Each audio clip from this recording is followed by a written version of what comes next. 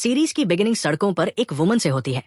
Although ऐसा नहीं लगता कि वुमन वहां की है, वो अलोन नहीं है। वो लशु नामक एक न्यूबॉर्न बेबी के साथ है, जिसे वो ललेबाई गाती है। वुमन बच्चे को किसी अदर पर्सन को देती है और चली जाती है। बेबी के पास वॉलनट शेप्ड पेंडेंट है। फास्ट फॉरवर्ड करते हुए हम देखते हैं कि बॉय अपनी लिटिल सिस्टर की केयर करने वाला एक मैन बन गया है, लूसिया ओयू, जो फेयर में स्वीट्स खाना चाहती है। इसलिए आप जानते हैं कि वे बहुत एक्सपेंसिव होने वाले हैं, स्पेशली लशु के लिए, जो इकोनॉमिकली स्टेबल नहीं है, और वह उस क्यूट फेस के लिए झुक जाता है। फिर वे क्राउड के बीच से अपना वे बनाते हुए एक फायर शो एंजॉय करने जाते हैं। लूज शू फायर की फ्लेम्स के टू क्लोज है, लेकिन रिट्रीट करने के बजाय उसका माइंड कहीं और चला जाता है और उसका पेंडेंट ग्लो करने लगता है। फिर भी कोई ध्यान नहीं देता, क्योंकि वे फायर शो से मेस्मराइज्ड है।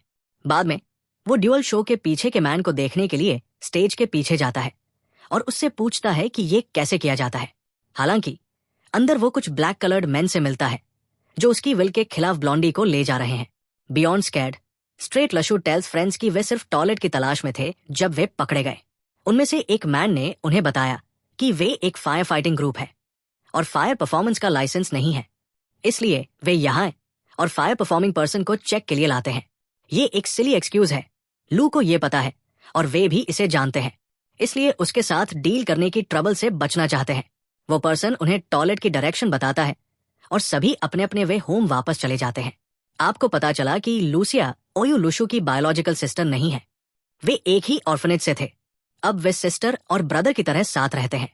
जब लशु कुछ फूड बाय करने के लिए शॉप से बाहर गया तो उसने गॉड के फेस को देखा, जो उसे सिर के बल रॉक सॉलिड ग्राउंड पर ब्लो कर रहा था। वॉलनट उसकी नेक पर ग्लो करने लगा, उसके बॉडी को ऊपर और ऊपर लिफ्ट करता है। उसका बॉडी कुछ हद तक ट्रांसफॉर्म करने लगता है, जैसा कि हम उसके टिश्यू से देखते हैं। दूसरी तरफ टर्न होता है, ग्लो करता है और ट्रांसफॉर्म होता है। गॉड के पीछे का मैन ये सोचकर पैनिक हो जाता है कि उसने एक यंग पर्सन को किल कर दिया है। स्टिचिंग करते हुए उसे देखने जाता है। लू गिर जाता है, जैसे कि कुछ भी नहीं हो रहा था। लेकिन फिर हमारा बॉय ओपन्स हिज आइज बदला लेने के लिए पैसे की चाहत के साथ। ये देखकर ट्रक ड्राइवर स्कैर्ड हो जाता है और सोचता है कि ये उसका गोस्ट है और रन कर जाता है। वही उसके हेड पर नंबर्स आते रहते हैं, इसलिए लशु अपने ओरिजिनल टास्क पर वापस जाता है और कुछ नूडल्स खरीदता है। लेकिन टास्क नॉर्मल से ज्यादा डिफिकल्ट लगता है, क्योंकि शॉपकीपर भी स्कैर्ड हो जाता है और नंबर्स उसके हेड के ऊपर अपीयर होते हैं। लेकिन मेन पर्सन इस पर ज्यादा थॉट नहीं करता है और बात करने के बाद होम वापस आ जाता है। लू एक्सीडेंट के किसी भी वाउंड या स्कार की तलाश करता है, लेकिन उसे कुछ नहीं मिलता। केवल वन थिंग जो उसे दिखाई देती है वो है उसकी पाम पर एक ग्लोइंग साइन, जिसे वह ये कंक्लूड करता है कि उसे अवेकनिंग सुपर पावर्स दी गई है। फर्दर थियोरी और थॉट के बाद लू को पता चलता है कि उसकी पावर लोगों की नेगेटिव फीलिंग्स से डिराइव होती है। एक digital circle system self proclaimed demon king के सामने अपीयर होता है और किसी भी ग्रोइंग हेल्दी यंग अडल्ट की तरह वो वर्ल्ड की परवाह किए बिना उसमें हेड फर्स्ट डाइव करता है। वो व्हील ऑफ फॉर्चून में कुछ बटन्स प्रेस करना शुरू कर देता है। हालांकि वो लूज करता रहा और अपने पॉइंट्स फास्ट ड्रॉप करता रहा। लू जीत अचीव करने में सफल होता है और एक एप्पल हवा से अपीयर होता है। वह इसे बाइट करता है और इंस्टेंटली सहज और एनर्जेटिक फील करता है, जिससे वो और ज्यादा खेलने और ज्यादा पॉइंट्स लूज करने के लिए इंस्पायर होता है, जब तक कि वो चिल्ड्रंस ललेबाई गाकर एक लेटर एक्टिवेट नहीं करता, जो उसे स्पेस और टाइम के थ्रू ऐसी प्लेस पर ट्रैवल कराता है जो लू के इनर सोल पावर मैप की तरह प्रतीत होती है। इसे थोड़ा देखने के बाद वो रियलिटी में वापस आता है और अपनी लिटिल सिस्टर के साथ डाइनिंग टेबल पर शामिल होता है। लेकिन फिर से ये देखकर चला जाता है कि उनके एरिया में फायर लगी है। जब वो रूफ पर क्लाइम्स करता है तो उसे फेयर के वही पीपल मिलते हैं जो रूफ से रूफ पर निंजा की तरह जंप कर रहे हैं। लेकिन ड्रिपिंग के साथ वे लूज शूज की आवाज सुनते हैं और उसके पास आते हैं कि तुम क्या कर रहे हो। यहाँ वे पूछते हैं कि लशु उनसे लाए बोलता है कि वो ड्राई रैडिश उठा रहा है। हालांकि वो मैन उसे पहले से पहचानता है और बिलीव नहीं करता कि उसका एक्सक्यूज उसे घर भेज दिया जाता है, जिसे वे उप्स और डाउन्स कहते हैं। जब लशु अपनी लिटिल सिस्टर के पास वापस आता है तो सडनली एक ब्लास्ट सुनाई देता है। एक मैन उनके घर के सामने ले करता है। पता चलता है कि ये फायर शो वाला मैन है। जबकि लशु और उसकी सिस्टर डिस्कशन कर रहे हैं कि एक मैन के साथ क्या करना है, उसके हेड के ऊपर नंबर्स अपीयर होते हैं। लू को एहसास होता है कि वो कॉन्शियस है और कुछ पॉइंट्स के लिए उसे टीज करना शुरू कर देता है। यहाँ तक कि मैन के जागने के बाद भी वो डीमन किंग लुइस की तरह एक मैन के साथ मैस करना जारी रखता है। फायर से टायर्ड होकर मैन अपना टेम्पर लूज करता है और लुशु का हैंड पकड़ लेता है ताकि उसे रोस्ट कर सके, ठीक वैसे ही जैसे हमारे बॉय ने किया था। लेकिन कुछ नहीं होता, इसलिए मैन अपना प्राइड स्वॉलो करता है और इसे एक प्रैंक कहता है और लू द्वारा उससे हर लास्ट नेगेटिव फीलिंग को स्क्वीज करने के बाद वहां से लीव कर जाता है। लू की बहन उससे क्वेश्चन करना शुरू कर देती है, इसलिए वो अपनी सुपर पावर्स के बारे में हिंट देता है, लेकिन उसे नहीं दिखाता है। जब मेन कैरेक्टर अपने रूम में जाता है तो वो डिजिटल सिस्टम खोलता है और जो कुछ खरीदता है मुझे लगता है कि वो DMT से भरा हुआ मशरूम है, क्योंकि निगलने के बाद जो उसने एक्सपीरियंस किया वो द जो रोगन एक्सपीरियंस से डायरेक्टली कुछ जैसा दिखता है। उसके बाद वह अपना बेड आसानी से उठा सकता है। लेकिन दुख की बात है कि विलन के लिए कोई आराम नहीं है, क्योंकि लूज शूज सभी घरेलू ड्यूटीज और एक्सपेंसेस के लिए रिस्पॉन्सिबल है। वो कुछ एग्स मार्केट में ले जाता है ताकि उन्हें कुछ बेच सके। उसका दूसरा क्लासमेट क्वोटेशनलेस क्लास लीडर उसे टीज करता है, फिर भी लू न केवल इसका बुरा नहीं मानता बल्कि इसका यूज अपने सभी एग्स बेचने और क्लास लीडर से जितने पॉसिबल हो सके उतने पॉइंट्स प्राप्त करने के लिए करता है। लू को पता चलता है कि मोर एंड मोर लोग जागृत हो रहे हैं और इसके कई लेवल्स हैं। एक सबसे ऊंचा है जबकि F सबसे निचला है, और जैसा कि आपने अनुमान लगाया है कि हाई स्कूल एनीम में हमारा आदमी सबसे निचले रैंक पर निकलता है, ठीक उसी तरह जैसे उसका क्लासमेट जो अभी अभी जागृत हुआ था छत पर एक टीचर को पकड़कर धमका रहा है उसे मेन इन ब्लैक पर फेंकने के लिए। अनबिलीवेबली लू के गेयर्स में जाना शुरू हो जाता है। उसका डेविलिश साइड सामने आता है क्योंकि वो आगे बढ़ता है और किड को याद दिलाता है कि भले ही वो माइनर हो उस पर लॉसूट चलेगा, और एक एक करके चाइनीज क्राइम लॉज को पढ़ना शुरू कर देता है जो हर किसी को कुछ एक्शन देखने के लिए दुखी बनाता है। फार्मिंग पॉइंट और किड्स को डिस्ट्रैक्ट करता है ताकि मेन इन ब्लैक कुछ इन्फ्लुएंस जूडो टेक्निक्स के साथ स्मॉल पंक को नीचे ले जा सके। सब कुछ कहने और करने के बाद लू क्लास में वापस जाता है और कुछ नर्सेस को खड़ा देखता है। वे इंस्पेक्शन के लिए कुछ ब्लड सैंपल्स लेना चाहते हैं, इसलिए वो घबरा जाता है क्योंकि वो नहीं चाहता कि वे उसकी सुपर पावर्स के बारे में जाने। जब वो इससे बाहर निकलने की कोशिश करता है तो उसे एक नर्स द्वारा रोक दिया जाता है जो माउंटिंग की तरह बनी होती है, जिससे उसके पास कोई ऑप्शन नहीं होता है। लू अपनी छोटी बहन को कोल्ड में उसके क्लोथ्स धोने की कोशिश करने के कारण फीवर में पाता है, इसलिए वो बाहर निकलता है और अपनी मैजिकल स्क्रीन खोलता है और व्हील ऑफ फॉर्चून पर खेलता है जब तक कि उसे उसके ठीक होने के लिए अच्छा फ्रूट नहीं मिल जाता, और वास्तव में ये एक के रूप में काम करता है उसे अट्रैक्ट करें। जैसे ही उसने इसे लिया फीवर चला गया। फिर वे इस साइकिल को रिपीटेडली रिपीट करते रहे जब तक कि उसने उसे फ्रूट्स का एक बैग नहीं दिया, जिससे उसे एहसास हुआ कि उसका ब्रदर वास्तव में जाग गया था। लेकिन उसका एक्साइटमेंट एंगर में बदल गया जब आदमी ने मेंशन करना शुरू किया कि उसे अगले दिन अपनी स्टडी करने की जरूरत है। स्कूल में ये अनाउंस किया गया कि स्पेशल स्टूडेंट्स के लिए एक स्पेशल टीचर के साथ एक स्पेशल क्लास होगी। ये पता चला कि स्पेशल टीचर ब्लैक में आदमी है, उसका नाम शेफ है। उनमें से कई स्टूडेंट्स को चुना जाता है। लुशु ने उन्हें शॉक किया। सून न्यू स्टूडेंट के आने के बाद उनमें से पॉइंट्स निकाल लिए। जियांग शूती पर निशाना साधा और इमीडिएटली एक लड़की के लिए गलत समझा गया, इसलिए यू नो कि हमारा बॉय इसे अपने बेनिफिट के लिए यूज करने वाला है और अपने नए फ्रेंड से कुछ पॉइंट्स प्राप्त करने वाला है जो उसी स्पेशल क्लास में निकलता है। शीफा क्लास को पढ़ा रही है, फाइट और लेवल ऊपर उठाने की बेसिक सिखाती है। फिर वो एक्सप्लेन करती है कि पोटेशियम एलॉय एक लिक्विड मेटल है जो हेवन और अर्थ की ऑरा के साथ रिएक्शन रेट के अगेंस्ट ह्यूमन ब्लड का पता लगा सकती है, जिसे कॉमनली मेरिट के रूप में रेफर किया जाता है। जब पोटेशियम स्पिरिचुअल प्रैक्टिस की कैपेसिटी वाले लोगों के ब्लड के संपर्क में आता है तो ये सिल्वर से ब्लैक में बदले। कलर जितना डीप होगा मेरिट उतना ही मोर होगा। डार्कनेस के आधार पर मेरिट को 6 लेवल्स में डिवाइड किया जा सकता है। AB, CD, E और F क्लास के बाद इस स्पेशल क्लास ग्रुप में सभी के मेरिट लेवल पब्लिश किए जाएंगे।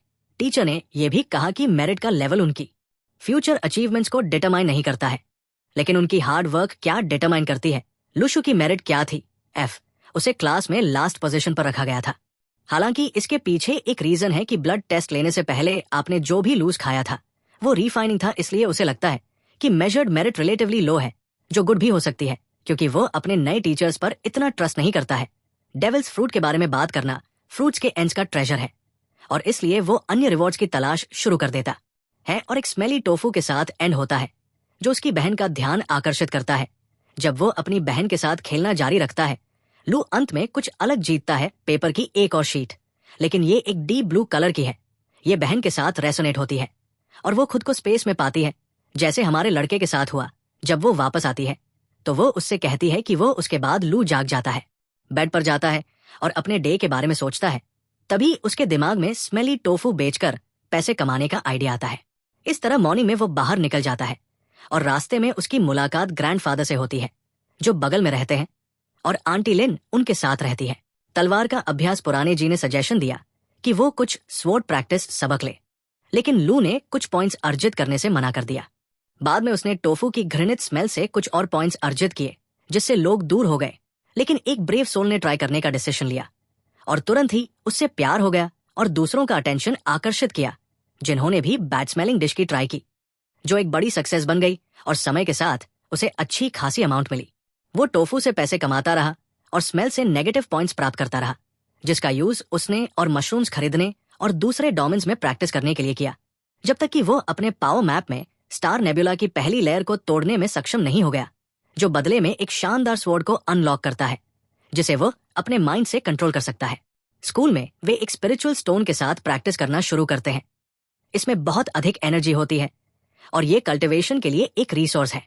लुशु स्पिरिचुअल स्टोन का यूज करता है, जो उसके लिए सफिशिएंट नहीं लगता है, क्योंकि उसका सेलेस्टियल मैप एक ट्रिवियल स्टैंडर्ड स्टोन के साथ हैंडल करने के लिए बहुत ज्यादा लगता है। इसलिए अगले दिन लू ने बैटलफील्ड से पूछा कि उसने क्या एक्सपीरियंस किया, ताकि वह भी वही कह सके। क्लास में जब क्लास एक्टिविटीज के बारे में बात करते हुए क्वेश्चंस पूछे गए, तो क्लास लीडर ने लड़के को हाथ की कुश्ती के लिए चैलेंज किया, ये जानते हुए कि वो सिर्फ एक एफ रैंक है। लू ने खुशी से इसे एक्सेप्ट किया और लीडर को एम्बेरस करने और क्लासमेट्स को ये बताने के बाद मैक्सिमम पॉइंट्स जीते कि लीडर ने उसे जगाने में हेल्प की है। जब ट्रैप ने लंच के दौरान अवेकनिंग इवेंट के बारे में पूछा, तो लू ने इसका यूज लड़कों को टीज करने और उनकी नेगेटिव एनर्जी को बढ़ाने के लिए किया।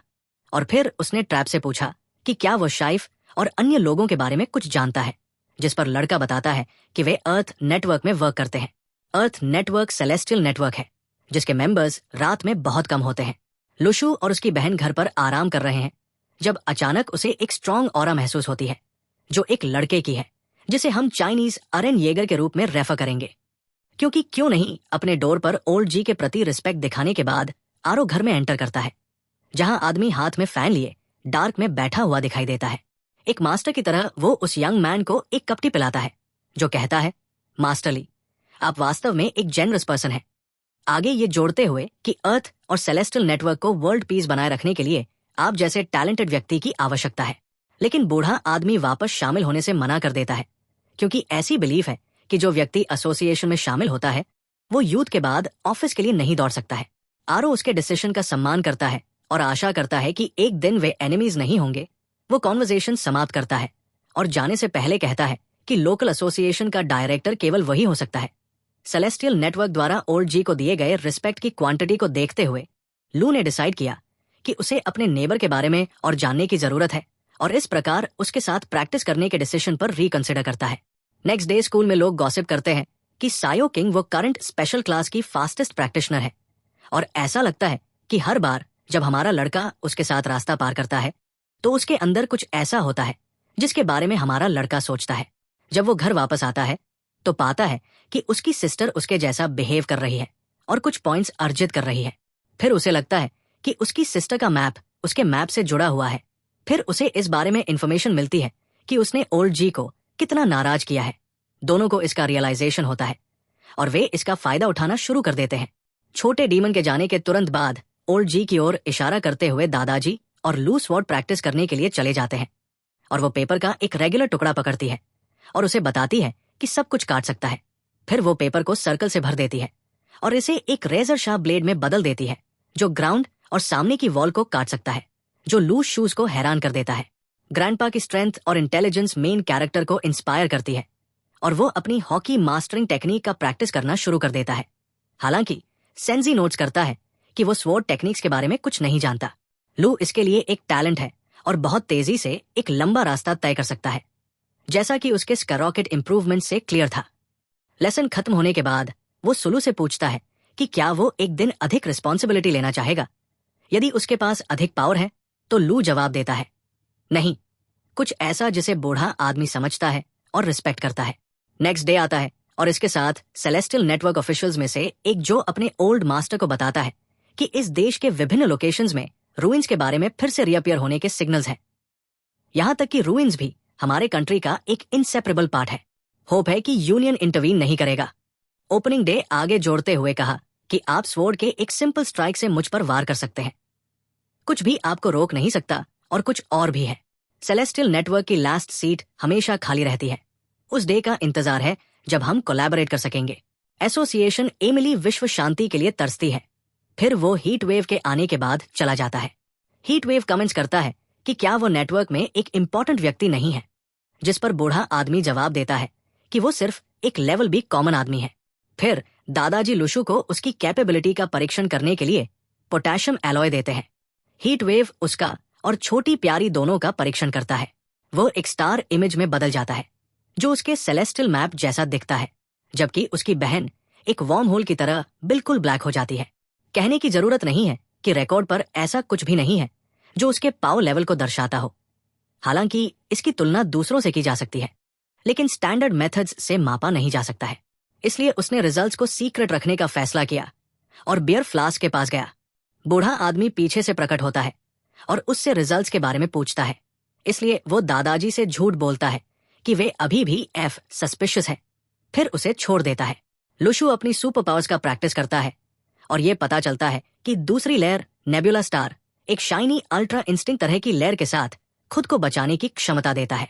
वैसे भी हीट वेव एक्सआई और डब्ल्यूओ भी स्टार नेबुला के माध्यम से टूट जाता है, लेकिन ये उसके लिए पहली लेयर है और ये पता चलता है कि वह अपने आसपास हाल ही में मृत प्राणी की एनर्जी को महसूस कर सकती है और इसे एंट्स और बर्ड्स की तरह कंट्रोल कर सकती है, ताकि ये टेस्ट कर सके कि वो कितनी बड़ी हो सकती है।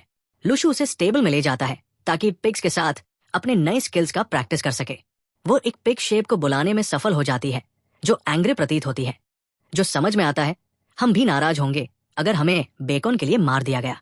उसने कहा कि स्पीड की प्रॉब्लम्स एक नए लेवल पर बढ़ने वाली है, क्योंकि हमारा क्रेजी लीडरशिप उसकी बहन के कोरा ने पहले ये देखने के लिए पंच मारा कि क्या डार्क सोल को भी ऐसा ही महसूस होता है, जो बदले में ये सवाल उठाता है कि भगवान के नाम पर उसे कैसे पता होगा कि पिग को पंच मारने पर कैसा लगता है। वैसे भी पिग को ऐसा लगता है और खून बहता है जैसे एक रेगुलर लिविंग व्यक्ति, लेकिन ये अलग तरह से काम करता है। और जब न्यू उसके सिर से सोल डाइवर को बाहर निकालता है तो वो क्रेजी हो जाता है। छोटे पिग का रिसरेक्शन आर्क एक मेसी तरीके से समाप्त होता है। स्वाभाविक रूप से ये देखकर छोटी लड़की परेशान हो जाती है, इसलिए हीट वेव वादा करता है कि वह उसके लिए इसे ठीक कर देगा। लेकिन फिर भाईबंद सिटी में कुछ हो रहा है, इसलिए वे देखने के लिए बाहर निकल जाते हैं कि क्या हो रहा है, केवल अपने नए टीचर को देखने के लिए जो अपने आदमियों के साथ लेवल डी और उसके 2 सबऑर्डिनेट्स को पकड़ने की कोशिश कर रहा है। शफी खड़ा है क्योंकि वह एक के बाद एक फायर शॉट्स को दिखाता है। फिर वो डी रैंक जंप को डॉज करता है और अर्थ बेंडर की मूव से बचता रहता है। जब पुलिस आती है तो गून्स अपने चेहरे पर सेल्फ सेटिस्फैक्शन के साथ चले जाते हैं। लुशु और उसकी बहन लड़ाई देख रहे थे, लेकिन वो उसे घर भेज देता है क्योंकि वो उनका पीछा करना चाहता था और ये बहुत डेंजरस था। माइस लाइक बिल्डिंग के अंदर कॉर्नर में सबऑर्डिनेट्स ने अपनी चिंता व्यक्त की कि वे अब और भाग नहीं सकते और उन्हें सरेंडर कर देना चाहिए।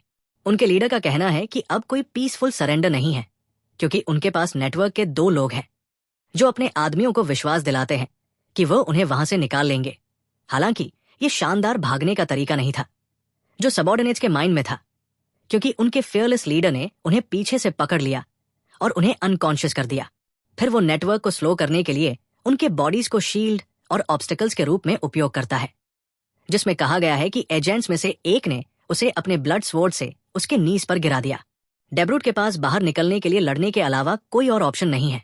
फिर भी उस समय वे एक आदमी को उनके ऊपर बैठे हुए देखते हैं।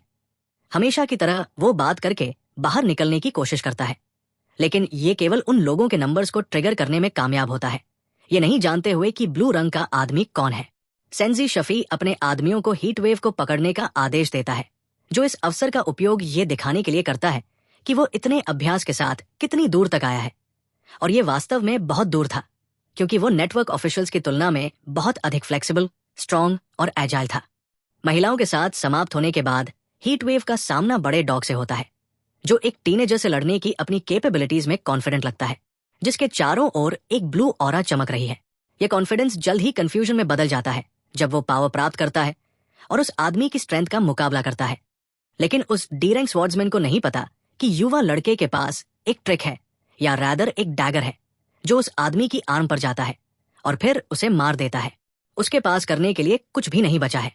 लुशु घर वापस जाता है और अपनी बहन को बाहर ले जाता है, ये देखने के लिए कि क्या डेड प्राणियों के साथ उसकी कैपेसिटी एक अवेकन डी रैंक पर काम कर सकती है। इसलिए ये सुनिश्चित करने के बाद कि एरिया क्लीन है, एक स्पिरिट बर्ड के साथ वे अगले दिन के लिए उसकी सोल को कलेक्ट करने के लिए बैटलफील्ड में वापस जाते हैं, क्योंकि वह उस समय थकी हुई थी। दूसरी तरफ अपर पार्टी को लड़ाई के बारे में पता चलता है, लेकिन वे नहीं जानते कि रात 1 बजे ब्लू डीमन कौन है। लुसियो अपने बड़े भाई को यह बताने के लिए उत्साहित होकर उठती है कि वो डेड डी प्रैक्टिशनर के शरीर को कंट्रोल करने में कामयाब रही है, और ऐसा लगता है कि उसने उस व्यक्ति की यादों के टुकड़ों के माध्यम से वो स्थान ढूंढ लिया है जहां उन्होंने पैसे छिपाए थे। हीट वेव फिर उसे ये बताकर खुश करता है वे फ्यूचर में निश्चित रूप से सही तरीके से हाउस खरीदेंगे। अगली मॉर्निंग लशु स्कूल जाता है और जंग शुई से बात करता है, जो कहता है कि हाल ही में साइंटिस्ट ने पाया है कि एक अवेक पर्सन की डेथ के बाद अधिकांश ओवरफ्लोड एनर्जी का पता लगाया जा सकता है। ये हाल ही में बड़ी संख्या में एंटी पार्टिकल मैटर के उद्भव से भी संबंधित है। वर्ल्ड में स्ट्रेंज चेंजेस हो रहे हैं, जिसमें सुपर पावर्स का एक विशाल पुनरुद्धार शामिल है, जिसे स्पिरिचुअल एनर्जी रेस्टोरेशन कहा जाता है। विभिन्न लोकेशंस पर एनिमल्स और प्लांट्स में भी चेंजेस का अनुभव होता है। वो उसे ब्लेस्ड लैंड के बारे में भी इंफॉर्मेशन देता है, जो स्पिरिचुअल एनर्जी से भरा एक प्लेस है। जल्द ही सभी स्टूडेंट्स अपने न्यू प्रिंसिपल का वेलकम करने के लिए कोर्टयार्ड की ओर बढ़ते हैं। हेवनली नेटवर्क से क्लास बी यिश जियाओली, जो एक बहुत ही गैर-जिम्मेदार टीचर लगता है, वो अनाउंसमेंट करता है कि जल्द ही सभी स्टूडेंट्स हेवनली नेटवर्क में शामिल होंगे और अपनी रिस्पॉन्सिबिलिटीज संभालेंगे। इस प्रकार स्टूडेंट्स को मेरिट के आधार पर स्पिरिचुअल स्टोन्स वितरित किए जा रहे हैं। Class C merit 1 stone, class B 2 stones, class 10 stones. Awakened individuals को हर महीने 2 स्टोन्स मिलते हैं। और गेस करो कौन अवेकेंड विदाउट टाइटल है? हाँ, ये हमारा लड़का लू है, लेकिन वो स्टोन्स प्रैक्टिकल वैल्यू की तुलना में सेलिंग प्राइस में अधिक रुचि रखता है। इसलिए वो अपने फ्रेंड से ब्लैक मार्केट में एक बायर खोजने के लिए बात करता है। वो उन्हें 120,000 में बेचता है। जैसे जैसे दिन बीतता है, फैट बॉय बूढ़े जी से मिलने जाता है और उससे पूछता है कि क्या वो डी रैंक को हराने के लिए जिम्मेदार पर्सन को जानता है।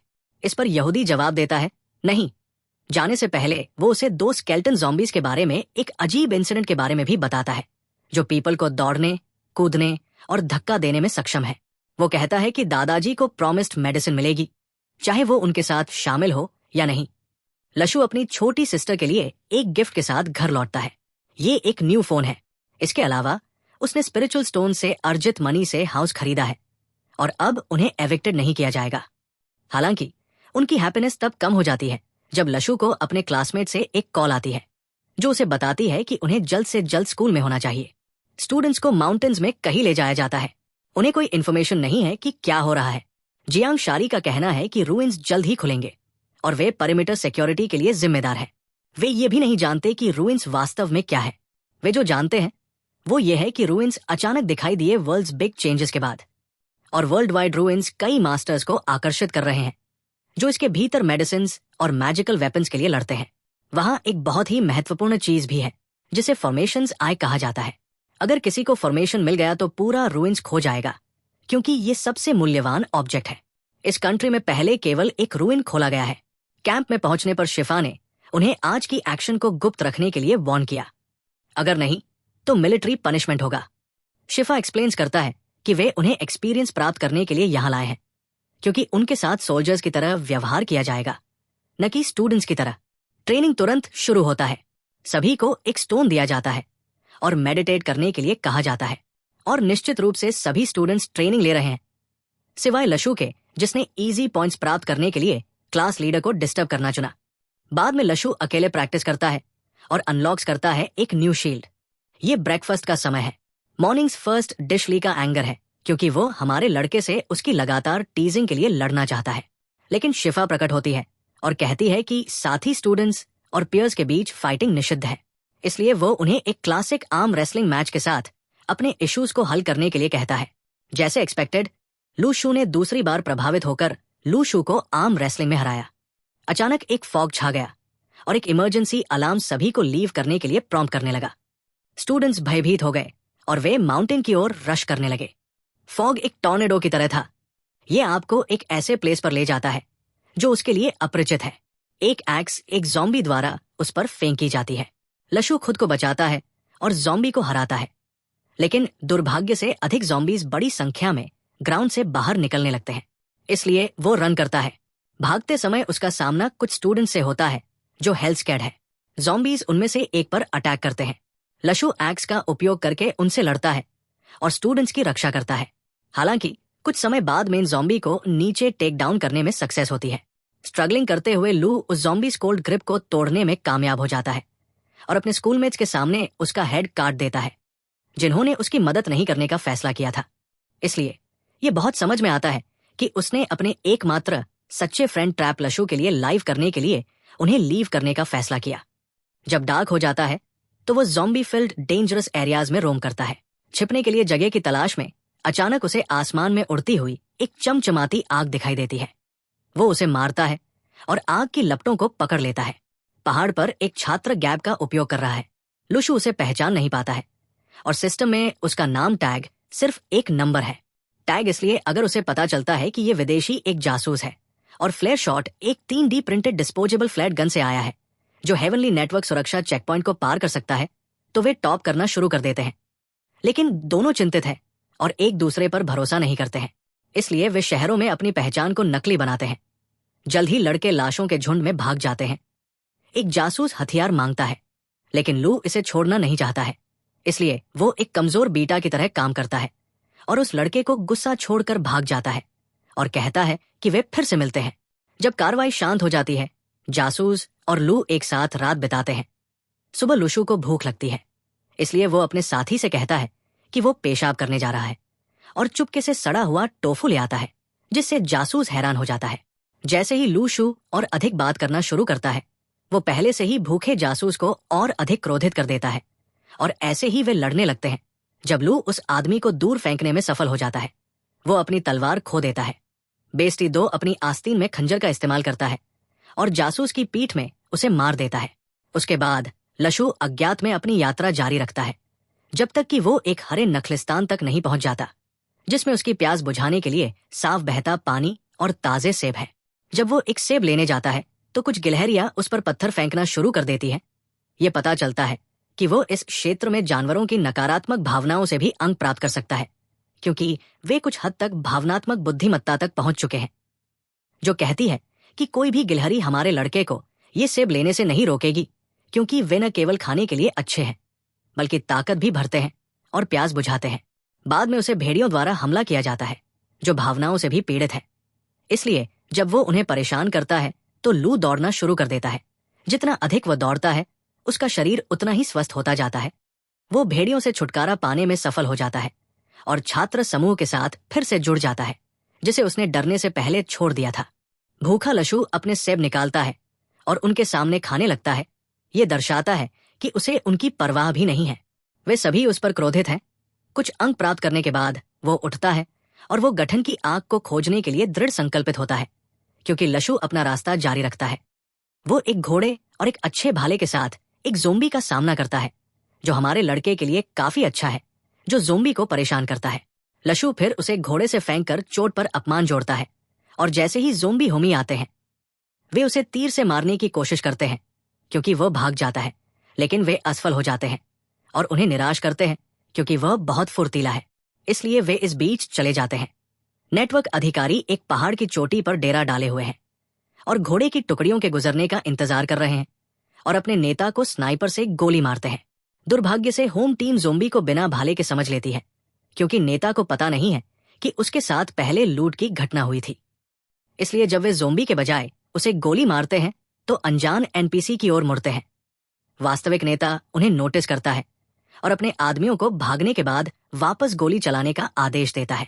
होम टीम फिर से इकट्ठा होती है और स्टेशन की सहायता करती है, ये निष्कर्ष निकालते हुए कि अब नेता को मारना बहुत मुश्किल होगा, क्योंकि आश्चर्य का तत्व अब उनके साथ नहीं है।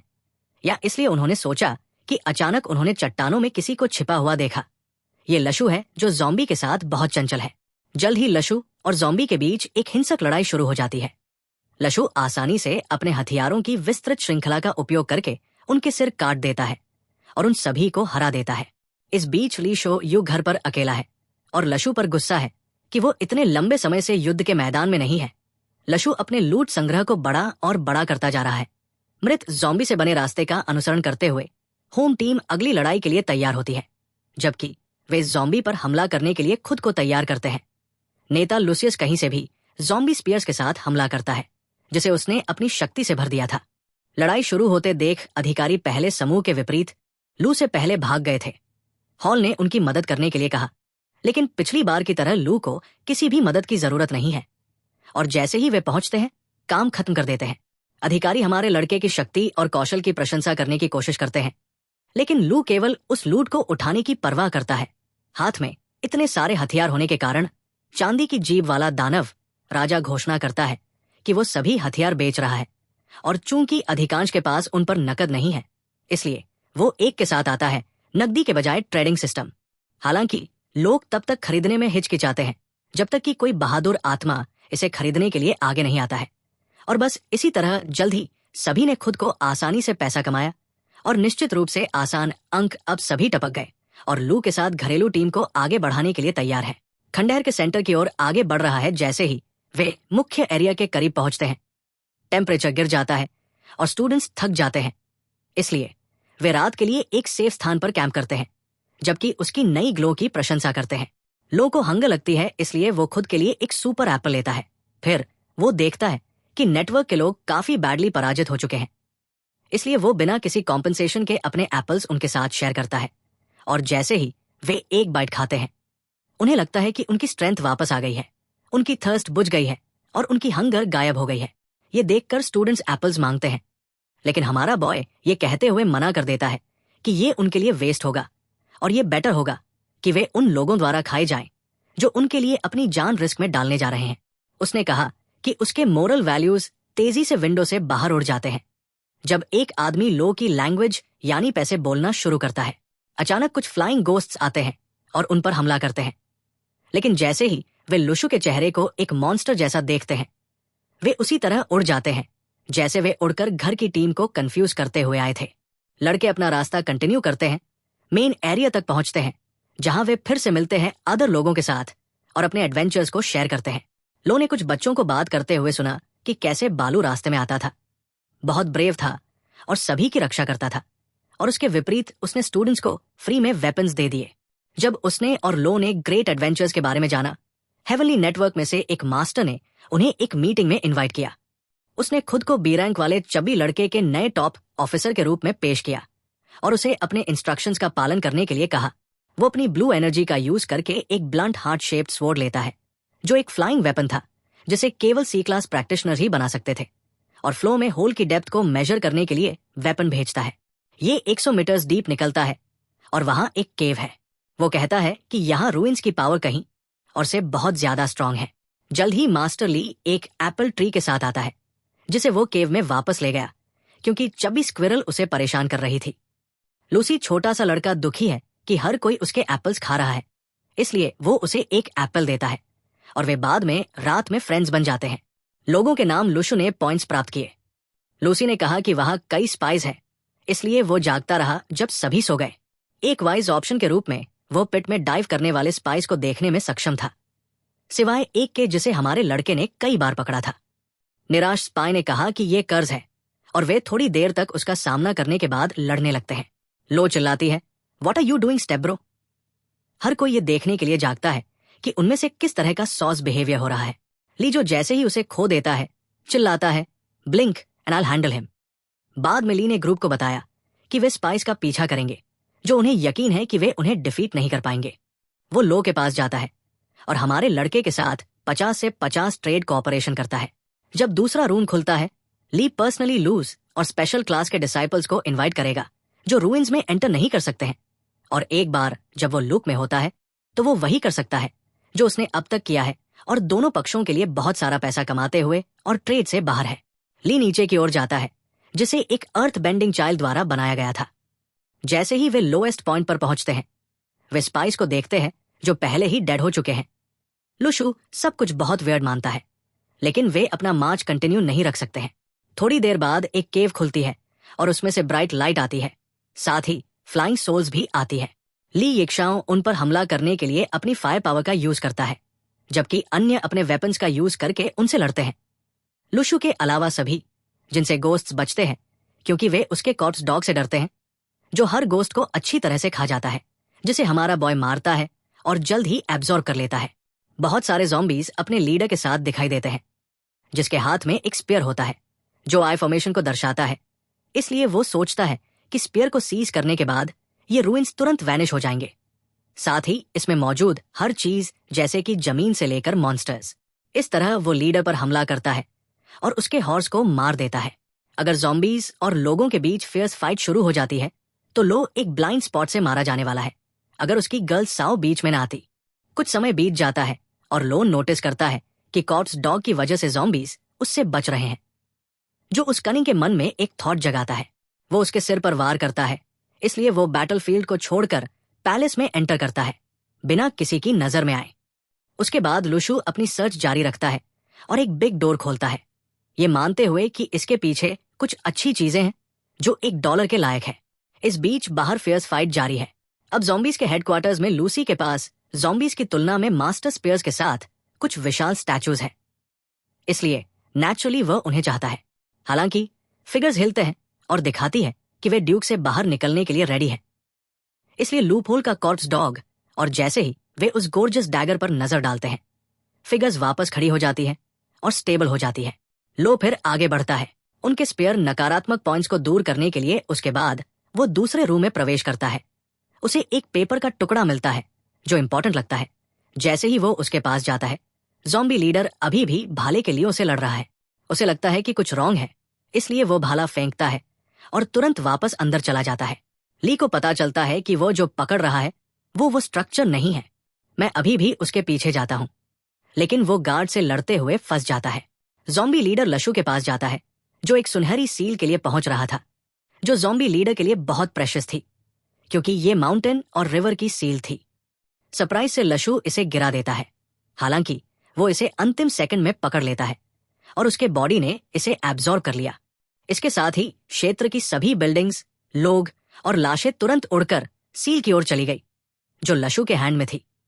यहां तक कि लशु खुद भी वहां से वैनिश हो गया। संयोग से बाकी सभी को सिटी में ट्रांसफर कर दिया गया। स्टूडेंट्स पंजीकरण करते हैं और अपने वेपन्स छोड़ देते हैं। क्लास लीडर को छोड़कर सभी उदास दिखते हैं, क्योंकि लू मिसिंग हो गया था, जिससे वो सैड हो गया, क्योंकि सभी को लगता है कि वो मर गया है। इसलिए क्लास लीडर स्वेच्छा से उसके बॉडी की तलाश करता है, ये दावा करते हुए कि वे रिलेटेड है। फिर कड़वाहट भरा सीन हास्यपूर्ण हो जाता है जब लू आता है और एनवायरनमेंट बदल देता है। अब मैं गैस कर रहा हूं कि उसका भाई वेपन्स के साथ समाप्त होने के बाद भाई बहनों के बारे में बात कर रहा है। लुशु अपनी बहन के होम जाता है। उसका स्वागत न केवल उसकी छोटी सिस्टर करती है, जो उसके बारे में बहुत कॉन्सर्न थी, बल्कि बूढ़ी जियान आंट भी उसकी बहन की देखभाल करने के लिए थैंक्स देती है। जब वो चला गया था, वो बूढ़े जी को उसके ट्रेनिंग के लिए भी धन्यवाद देता है, क्योंकि इसने बर्बादी में मदद की। आखिरकार होम वापस आ गया। प्यारा होम ल्यूशु अपनी बहन को अपने एडवेंचर्स के बारे में बताता है और उसे 2 पर्ल्स दिखाता है। उसे काला पर्ल लाश की डॉल से मिला था, जो भाले को एब्जॉर्ब करती है। ये ज़ॉम्बी में है, जबकि रंगीन पर्ल स्पाइस को एब्जॉर्ब करने से था। फिर वो उसे बताता है कि उन्हें फूड के रूप में इस्तेमाल किया जा सकता है, ताकि वो स्पिरिट्स को पावर दे सके जिसे वो बुला सकती है। साथ ही वो उसे 2 आखिरी गिफ्ट देता है, खंडहर से कुछ एप्पल्स और निश्चित रूप से एक चबी स्क्विरल, जो उसे उसके एप्पल्स को उसके साथ शेयर किए बिना खाते हुए देखकर निराश हो जाती है। लेकिन फिर वो उसे पोटैटो चिप से वापस जीत लेती है और वे बाद में फ्रेंड्स बन जाते हैं। लुशु को पता चलता है कि माउंटेन और रिवर सील एक डिवाइन वस्तु है, जो पृथ्वी का इंस्पेक्शन कर सकता है और वहां की आभा को कंट्रोल किया जा सकता है। उसे केवल इतना करना है कि पैलेस तक पहुंचने के लिए वो और अधिक पावरफुल हो जाए। दूसरी तरफ हेवनली नेटवर्क के 2 लोगों को लगता है कि फॉर्मेशन को एक स्पाई ने ले लिया था, लेकिन उनके पास अभी भी कोई एविडेंस नहीं है। इसके अलावा उन्होंने पहले ही 2 मेंबर्स को सिटी में भेज दिया है, ताकि आभा के किसी भी एबनॉर्मल प्रवाह की रिपोर्ट की जा सके। उन्होंने स्टूडेंट से यह भी डिस्कस किया कि लुशु और साओ किंगशी एक्सेलेंट है। उनमें से एक का कहना है कि जल्द ही नए रूइंस खुल रहे हैं, उत्तरी गॉड्स, पूर्वी गॉड्स और पश्चिमी प्रतिज्ञाओं को जोड़ते हुए, यहां तक कि फाउंडेशन और नेटवर्क युद्ध के प्रयास को आगे बढ़ाने के लिए काम कर रहे हैं। अगले रूइंस की प्रतीक्षा करने की कोई आवश्यकता नहीं है। हेवन और अर्थ के बीच युद्ध होगा। इस बीच चेंज आ रहा है। लियू फैमिली में चेंजेस होते हैं। किड्स के पास अब एक नया टीवी है और हमारा लड़का वहां नहीं रुक रहा है, क्योंकि वो अपने और अपनी बहन के लिए एक बेहतर लाइफ प्रदान करना चाहता है और इसलिए यदि वह अपनी नई सुपर पावर का पता लगाना जारी रखता है तो उसे छोड़ दें। एक और सीजन के लिए एक्साइटेड है कि भाई बहन को कौन सी नई सुपर पावरफुल क्षमताएं मिलेंगी। तब तक सब्सक्राइब करें और बने रहें। फ्यूचर अपडेट्स अलविदा।